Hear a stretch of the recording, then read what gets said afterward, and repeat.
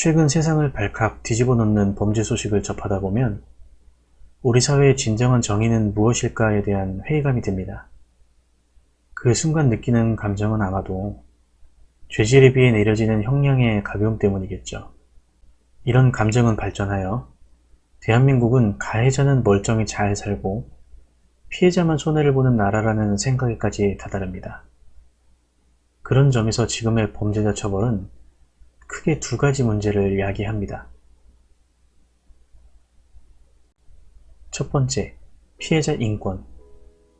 눈에는 눈, 이에는 이. 동해보복을 원칙으로 하는 함물라비 법전에서는 다른 사람이 눈을 멀게 했다면 그 자신의 눈알을 빼고 다른 사람의 이빨을 부러뜨렸다면 그의 이도 부러뜨릴 것이라고 했습니다. 엄벌주의자들의 주장처럼 대가품까지는 할 수 없겠지만 가해자의 인권을 지나치게 보호하려는 모습은 법이 피해자를 너무 냉대하는 것 아닌가 하는 생각이 들게 합니다.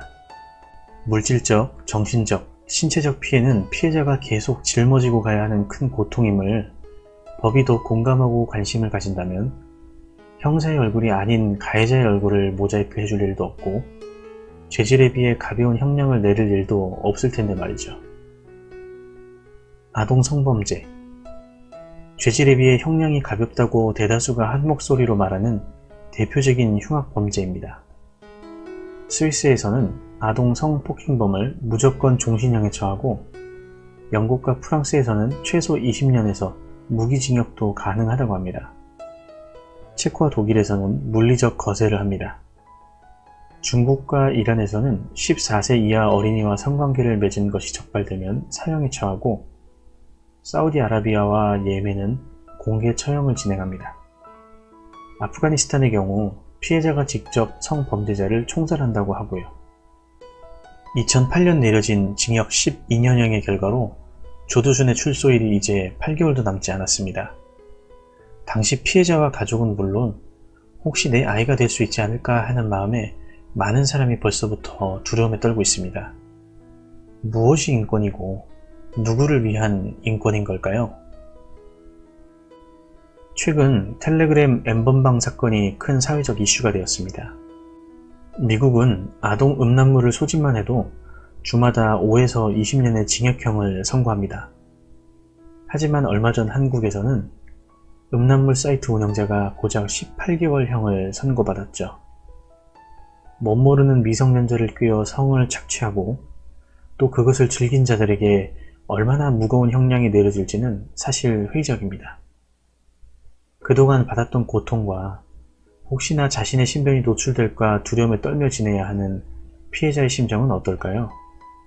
성범죄처럼 본능에 이끌려 욕구와 충동에 의해 발생하는 범죄들은 처벌보다는 예방이 더 중요하다는 전문가들의 의견이 있습니다.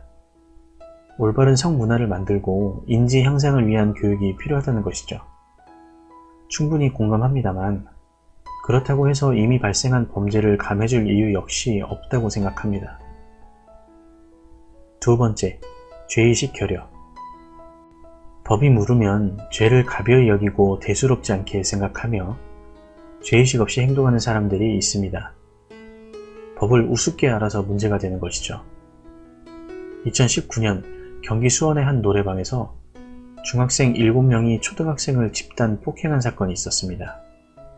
문제는 가해자가 만 14세 미만으로 형사처분을 받지 않고 소년법을 적용해 보호처분을 받게 된다는 것이죠. 소년범은 성인에 비해 교화가 용이하고 또한 아이들의 장래를 생각해야 한다는 취지로 만들어진 법이지만 때로는 영악한 어린아이들에게 악용되는 사례까지 만들어주고 있습니다. 윤창호법 역시 마찬가지입니다. 그나마 음주운전 기준과 처벌을 대폭 강화하겠다고 시행된 법이지만 그 이후에도 음주운전은 끊이지 않고 있습니다. 이를 보고 형량이 무거워진다고 해서 반드시 범죄가 줄어들지는 않는다고 주장할 수도 있지만 강화된 처벌 기준이 상습 음주운전자에게는 피부로 와닿지 않을 만큼 무겁지 않아서일 수도 있습니다. 연예인, 프로 운동선수 등 미디어에 주로 노출되는 유명인들의 음주운전도 문제입니다. 개인마다 편차는 있지만 일정 기간 자숙의 시간을 갖고 버젓이 복귀하죠. 이를 지켜보는 청소년들은 어떤 생각을 할까요? 그래서 우리 사회는 피해자 보호와 정의를 위해 죄를 보다 엄히 다스릴 수 있는 강한 법이 필요한 겁니다. 절대 다수가 보편 타당하다고 수긍할 수 있는 수준까지 말이죠.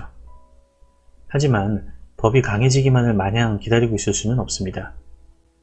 사회적 공감과 합의를 끌어내는 일부터 법을 발의하고 개정되기까지는 오랜 시간이 걸리기 때문입니다. 그래서 우리는 그와는 별개로 우리의 일을 해 나가야 합니다.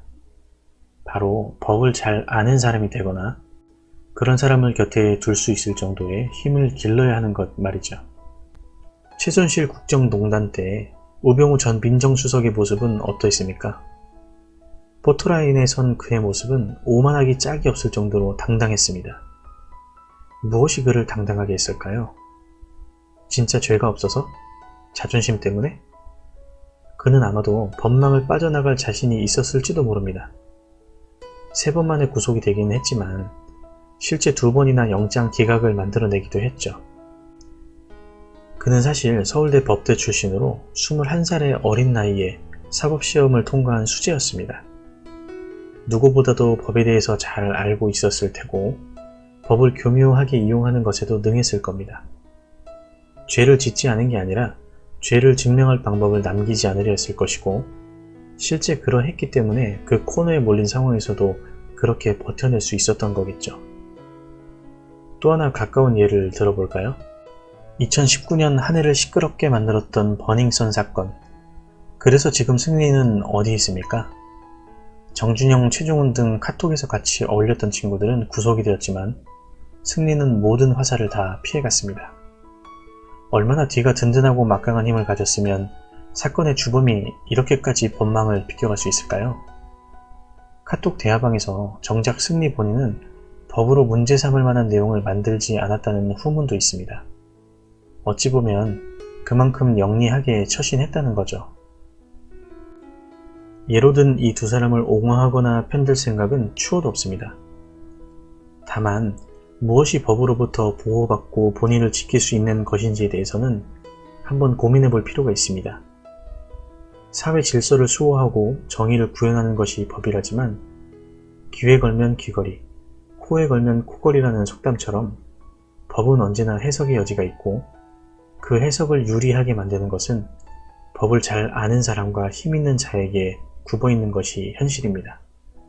그래서 우리는 법에 관심을 가지고 법과 친숙해지려고 노력해야 합니다. 이를테면 생활 속에서 우리가 겪을 수 있는 법률들을 미리 학습해 두었다면 그만큼 현명하게 대처할 수 있는 것이죠. 변호사분들이 제작하는 유튜브 영상을 한 번씩 찾아보는 것도 쉽게 접근할 수 있는 한 방법이 될 겁니다. 그게 아니라면 법을 잘 아는 사람을 곁에 둘 정도로 힘을 기르거나 그 정도의 돈을 벌어야겠죠. 비현실적이지만 어쩌면 가장 현실적인 해답이 될지도 모르겠습니다. 우리 모두 열심히 벌고 또 열심히 공부를 해야겠습니다. 나와 내가 사랑하는 사람들을 지키기 위해서 말이죠. 시청해주셔서 감사합니다.